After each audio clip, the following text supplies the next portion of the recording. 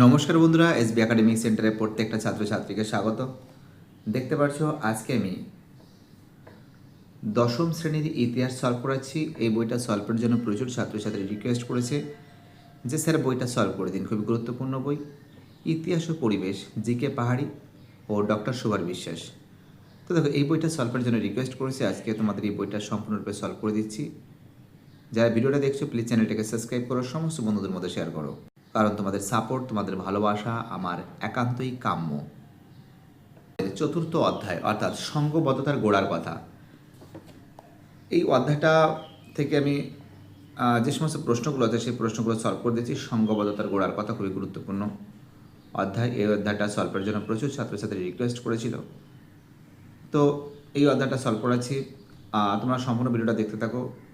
সঙ্ঘবদ্ধতার গোড়ার কথা, এই প্রশ্নটা হচ্ছে ভারত সভার প্রথম সভাপতি ছিলেন, অ্যান্সার সি এর অ্যান্সার রেভারেন্ড কৃষ্ণমোহন বন্দ্যোপাধ্যায়। ভারত সভার সভাপতি ছিলেন, অ্যান্সার রেভারেন্ড কৃষ্ণমোহন বন্দ্যোপাধ্যায়।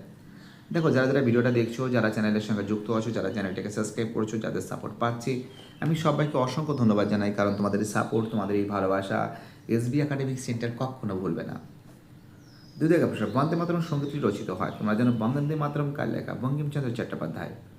বঙ্কিমচন্দ্র চট্টোপাধ্যায় কত সালে বলো তো? আঠারোশো কত সালে?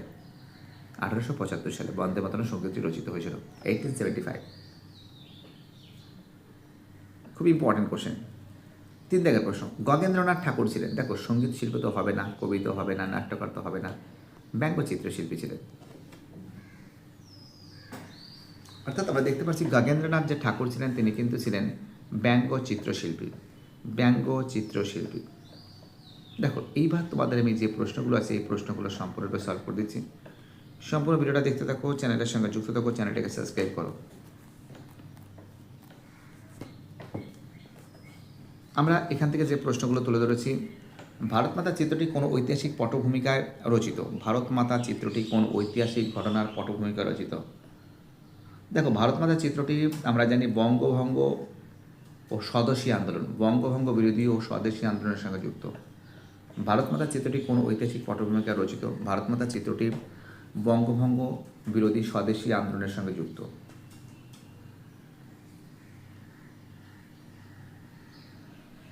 বঙ্গভঙ্গ বিরোধী স্বদেশী আন্দোলনের সঙ্গে যুক্ত।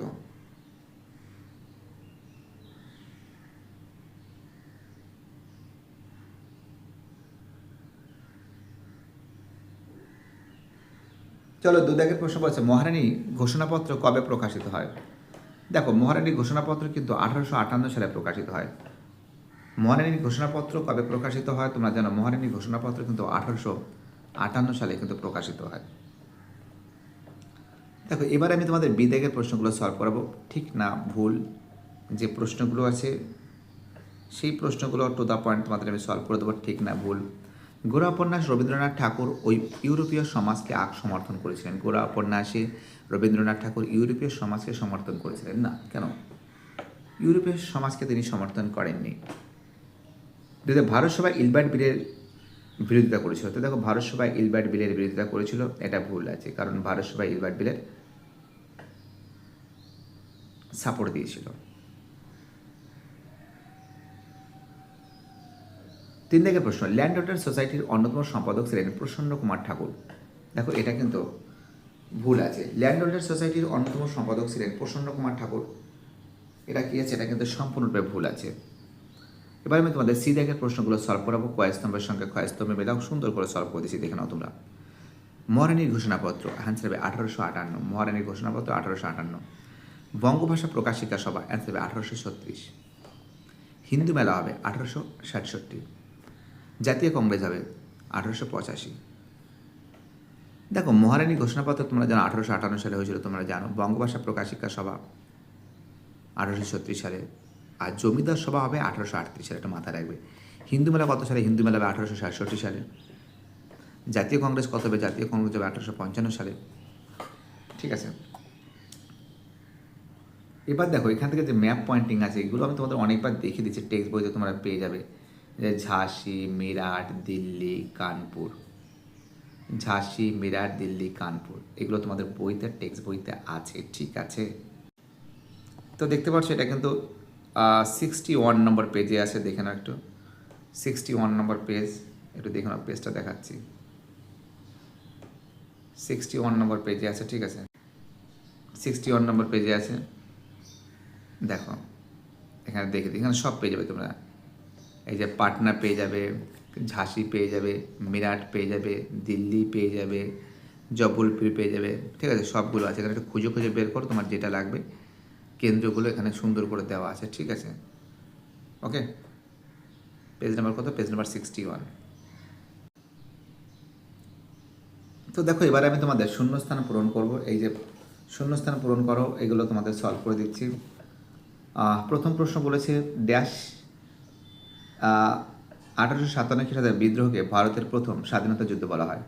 দেখো মহাবিদ্রোহকে 1857 খ্রিস্টাব্দের বিদ্রোহকে 1857 খ্রিস্টাব্দের বিদ্রোহকে ভারতের প্রথম স্বাধীনতা, মানে 1857 সালের মহাবিদ্রোহকে ভারতের প্রথম স্বাধীনতা যুদ্ধ বলা হয়, এটা মহাবিদ্রোহ হবে। দ্বিতীয় প্রশ্ন, হিন্দু মেলা প্রতিষ্ঠা করেন অ্যান্সার নবগোপাল মিত্র। দেখো তোমাদের মাথায় রাখতে হবে যে নবগোপাল মিত্র, রাজনারায়ণ বসু এরা কিন্তু যুক্ত ছিলেন, এবং তার সঙ্গে হিন্দু মেলার সম্পাদক ছিলেন কিন্তু জ্ঞানেন্দ্রনাথ ঠাকুর, ঠিক আছে, এবং সহ সম্পাদক ছিলেন নবগোপাল মিত্র এবং প্রতিষ্ঠাতা ছিলেন নবগোপাল মিত্র। দেখো আমাদের পরের প্রশ্ন বলেছে এফ দাগের প্রশ্ন বলেছে।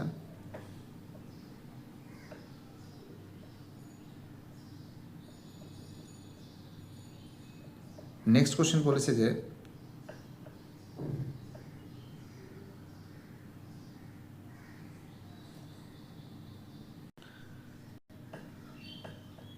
তো দেখো আমরা দেখতে পাচ্ছি যে স্বামী বিবেকানন্দ বর্তমান ভারত গ্রন্থটি রচনা করেন। আমার মতে তার উদ্দেশ্য ছিল স্বদেশিকতার প্রচার করা। হিন্দু ধর্ম কিন্তু স্বদেশিকতাই তো মেইন না, এটা হবে।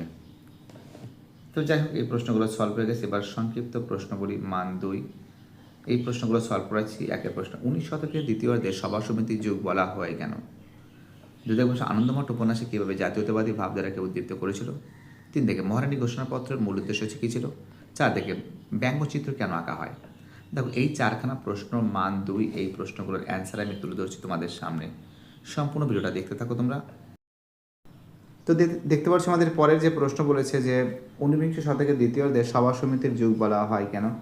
দেখো 19বিংশ শতাব্দীর দ্বিতীয়ার্ধে ভারতে বিশেষত বাংলা রাজনৈতিক সচেতনতা বৃদ্ধির ফলে অনেকগুলি ছোট ছোট বড় রাজনৈতিক সংগঠন সভা সমিতি গড়ে ওঠে, যেমন বঙ্গভাষা প্রকাশিকা সভা, ভারত সভা। উনি ছিল এই সময়কে সভা সমিতির যুগ বলেছেন। খুব ইম্পর্টেন্ট কোশ্চেন। দেখো আমাদের পরের প্রশ্ন কী বলেছে? 2 দাগের প্রশ্ন, আনন্দমঠ উপন্যাস কীভাবে জাতীয়তাবাদী ভাবধারাকে উদ্দীপ্ত করে? তোমরা জানো বঙ্কিমচন্দ্র চট্টোপাধ্যায় আনন্দমঠ উপন্যাসটি বিপ্লবীদের কাছে একটা পবিত্র ধর্মগ্রন্থের মতন। এই উপন্যাসে বর্ণিত বন্দে মাতরম মন্ত্রটি ভারতবাসীকে দেশপ্রেমে উদ্বুদ্ধ করেছিল এবং দেশ মাতৃকার মুক্তির জন্য আত্মত্যাগের প্রেরণা জুগিয়েছিল। খুব ইম্পর্টেন্ট কোশ্চেন। 3 দাগের প্রশ্ন, 3 দাগের প্রশ্ন বলেছে মহারানী ঘোষণাপত্রের মূল উদ্দেশ্য কী ছিল?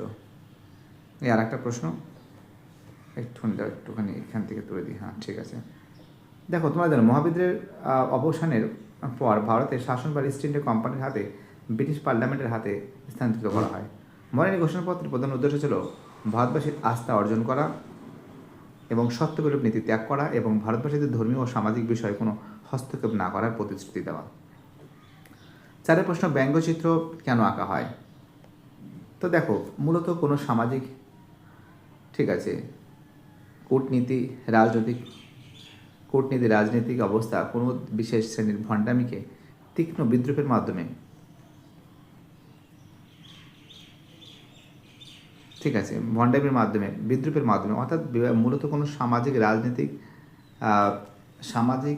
ঠিক আছে, কুনীতি, ঠিকই আছে, কুনীতি হবে, সামাজিক কুনীতি রাজনৈতিক অবস্থার বিশেষ শ্রেণীর ভণ্ডামি তীক্ষ্ণ বিদ্রুপের মাধ্যমে জনগণের সামনে তুলে ধরার যে ব্যঙ্গচিত্র করা হয় থাকে, এটি প্রতিবাদের একটি দৃশ্যমানের মাধ্যম। খুব ইম্পর্টেন্ট কোশ্চেন। চলো আমাদের পরের প্রশ্ন কী বলেছে দেখা যাক। তো দেখতে পাচ্ছি এবার আমি তোমাদের এই যে প্রশ্নগুলো আছে 4 নম্বর আছে, তো এইগুলো সলভ করে দিচ্ছি। প্রথম প্রশ্ন, একের প্রশ্ন, 1857 খ্রিস্টাব্দে মহাবিদ্রোহের প্রতি শিক্ষিত বাঙালি সমাজের কীরূপ মনোভাব ছিল? পেজ নম্বর 61 থেকে 62 নম্বর পেজে। তো দেখতে পাচ্ছি পেজ নম্বর 61, শিক্ষিত বাঙালি সমাজের ভূমিকা দেখাচ্ছি। বাবা দেখাচ্ছি, ভয় কেন পাচ্ছ তোমরা? আছি তো। দেখো এখান থেকে শুরু করে এতটা লিখবে, দেখেছো এত সুন্দর করে তোমাদের তুলে ধরেছি, এত সুন্দর করে তুলে এখান থেকে এতটা লিখবে এবং 62 নম্বর পেজে গিয়ে দেখাচ্ছি তোমাদের আমি।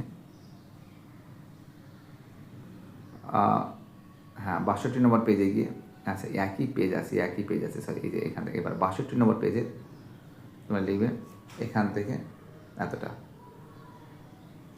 ঠিক আছে, চলো আমাদের পরের প্রশ্ন কী বলেছে দেখা যাক। আমাদের পরের প্রশ্ন বলেছে, দুদাগের প্রশ্ন বলেছে 1857 এর মহাবিদ্রোহের কি সামন্ত শ্রেণীর বিদ্রোহ বলা হয়? পেজ নাম্বার 60, পেজ নাম্বার কত? 60 নম্বর পেজে আছে। তো দেখতে পাচ্ছ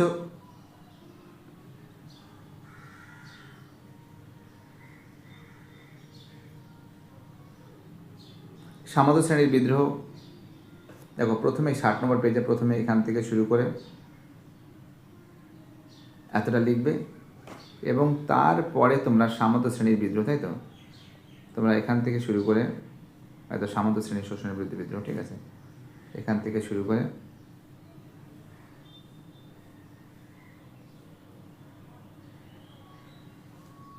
এতটা লিখবে। ঠিক আছে, চলো আমাদের পরের প্রশ্ন কী বলেছে দেখা যাক। চলো আমাদের পরের প্রশ্ন বলেছে 3 দাগের প্রশ্ন, হিন্দু মেলার প্রতিষ্ঠার উদ্দেশ্য কী ছিল? পেজ নাম্বার 64, পেজ নাম্বার কত? Page number 64। তো দেখতে পাচ্ছি পেজ নাম্বার 64 হিন্দু মেলার প্রতিষ্ঠার উদ্দেশ্য কী ছিল? উদ্দেশ্যটা তোমাদের আমি দেখাচ্ছি।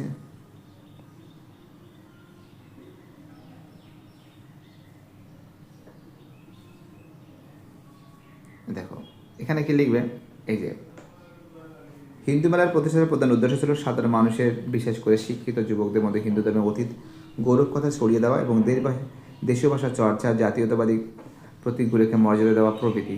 প্রাচীন হিন্দু সভ্যতার ঐতিহ্য তুলে ধরা নবগোপাল মিত্র এদেশে পাশ্চাত্য সভ্যতা সাংস্কৃতিক প্রতিরোধের উদ্যোগী নেন। এখান থেকে শুরু করে এতটা লিখবে। ঠিক আছে, চলো পরের প্রশ্ন কী বলেছে দেখা যাক। চলো পরের প্রশ্ন, হিন্দু মেলার প্রতিষ্ঠাতার উদ্দেশ্য কিছুটা হয়ে গেছে। 4 প্রশ্ন, বঙ্গভাষা প্রকাশ শিক্ষা সভাকে ভারতের প্রথম রাজনৈতিক প্রতিষ্ঠান বলা হয় কেন? পেজ নাম্বার 63, পেজ নাম্বার কত? 63। তো দেখতে পাচ্ছি পেজ নাম্বার 63, অ্যান্সার লিখবে এখান থেকে শুরু করে এতটা লিখবে, এখান থেকে শুরু করে এতটা লিখবে। চলো পরের প্রশ্ন কী বলেছে। চলো আমাদের পরের প্রশ্ন বলেছে 5 দাগের প্রশ্ন বলেছে, ভারত সভা প্রতিষ্ঠাতা ও বিকাশে সুরেন্দ্রনাথ বন্দ্যোপাধ্যায়ের ব্যানার্জির ভূমিকা লেখো বা সুরেন্দ্রনাথ ব্যানার্জির ভূমিকা লেখো। পেজ নাম্বার 64 থেকে 65। তো দেখতে পাচ্ছ পেজ নাম্বার 64 ভারত সভা সুরেন্দ্রনাথ বন্দ্যোপাধ্যায়। ঠিক আছে, তোমরা লিখবে এখান থেকে শুরু করে এতটা লিখবে এবং তার পরের পেজে গিয়ে এখান থেকে শুরু করে এতটা লিখবে। ওকে, চলো নেক্সট কোশ্চেন কী বলেছে দেখা যাক। চলো আমাদের পরের প্রশ্ন বলেছে 6 দাগের প্রশ্ন, গোরা উপন্যাসটিতে রবীন্দ্রনাথের যে জাতীয়তাবাদী ভাবধারা পরিচয় পাওয়া যায় তা লেখো। পেজ নাম্বার 68 থেকে 69 নম্বর পেজে আছে। তো দেখতে পাচ্ছ পেজ নাম্বার 68, ঠিক তার নিচের দিকে দেখো, চলে আসো তোমরা, এই যে গোরা উপন্যাস। তোমরা কি লিখবে এখান থেকে শুরু করে এতটা লিখবে, এখান থেকে শুরু করে এতটা লিখবে এবং তার পরের পেজে গিয়ে তার পরের পেজে 69 নম্বর পেজে লিখবে এখান থেকে শুরু করে এতটা লিখবে এবং তারপরে লিখবে এখান থেকে শুরু করে এতটা লিখবে। ঠিক আছে, কি বললাম বুঝতে পারলে? তো দেখতে পাচ্ছি এবার আমি তোমাদের প্রশ্নমান 8, ঠিক আছে, এই যে প্রশ্নগুলো আছে এগুলো সলভ করা ছিল। 1 প্রশ্ন, সংক্ষেপে মহাবিদ্রের চরিত্র বিশ্লেষণ করো। পেজ নাম্বার 60 থেকে 61 নম্বর পেজে আছে। তো দেখতে পাচ্ছি পেজ নাম্বার 60 থেকে শুরু হয়েছে, এখান থেকে চালু হয়েছে, এখান থেকে লিখবে এতটা, তারপরে লিখবে এখান থেকে লিখবে এতটা, তারপরে এখান থেকে লিখবে এতটা, তারপরে এখান থেকে লিখবে এতটা। এটা লেখার পরে তোমরা লিখবে এখান থেকে শুরু করে এতটা লিখবে। দেখি তো ঠিকঠাক বলছি তো? 64, ঠিক তো? না 60 না, এতটা লিখবে, সরি ভুল হয়ে গেছে, এতটা লিখবে। এতটা লেখার পরে 61 নম্বর পেজে গিয়ে 61 নম্বর পেজে গিয়ে, পেজ নাম্বারটা দেখতে পাচ্ছিলাম না, তাদের একটা সমস্যা হচ্ছে। এখান থেকে শুরু করে এতটা লিখবে, মানে ভুল করে 64 নম্বর পেজটা দেখাচ্ছিলাম, এখান থেকে শুরু করে এতটা লিখবে, এতটা লিখে শেষ করবে। চলো আমাদের পরের প্রশ্ন কী বলেছে দেখা যাক।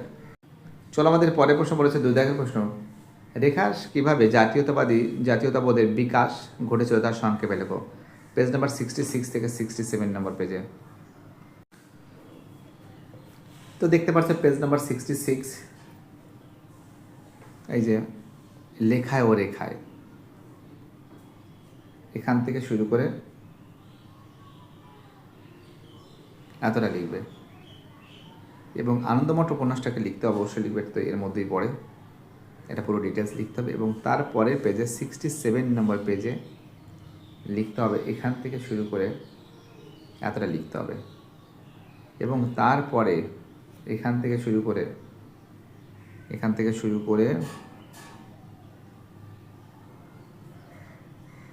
এতটা লিখতে হবে। এবং তার সঙ্গে বর্তমান ভারত সম্পর্কেও তোমাকে লিখতে হবে। ঠিক আছে, কী বলছে বুঝতে পারছো? এবং এই 68 নম্বর পেজের এখান থেকে শুরু করে এতটা লিখতে হবে। এবং তারপরে তোমাকে লিখতে হবে, এখান থেকে শুরু করে এতটা লিখতে হবে। তুমি গোড়াটাও লেখা দরকার, গোড়াটাও একটু লেখা উচিত। ব্যাস, এতটা লিখলে হয়ে যাবে। চলো পরের প্রশ্ন, একটু কাটছাট করতে হবে, ঠিক আছে? চলো পরের প্রশ্ন 3 দাগের প্রশ্ন, 19 শতকে জাতীয়তাবাদীর উন্মেষে ভারত মাতা চিত্রটির ভূমিকা কী ছিল? পেজ নাম্বার 69 থেকে 70। পেজ নাম্বার 69,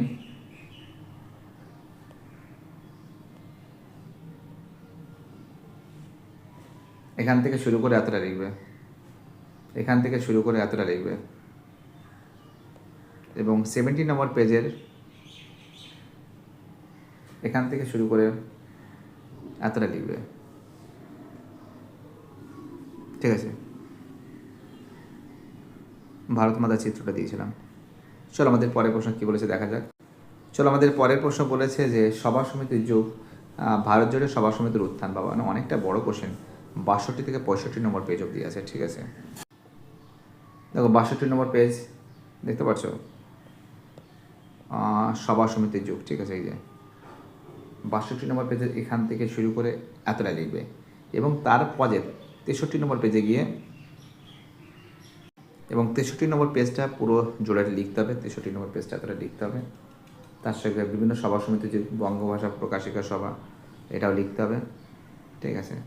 তারপরে জমিদার সভাটা পুরোটা এখান থেকে এতটা, জমিদার সভাটা পুরোটা লিখতে হবে।